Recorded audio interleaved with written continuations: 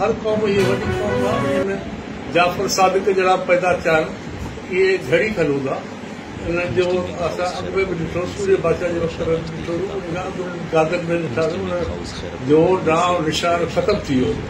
हींअर असां तीसरे सरदार जा मौजूदा ॾिठा हिते हीअ उहा गादी आहे उहा हस्ती आहे जिते हिते दुनिया जा गौस पैदा थिया, दुनिया जा जेके वली अल्लाह जा पैदा थिया ऐं उहे बि पैदा थिया जन खे जमायत जा कुल बि नसीब न थिया ऐं हमेशह दफ़न थी विया।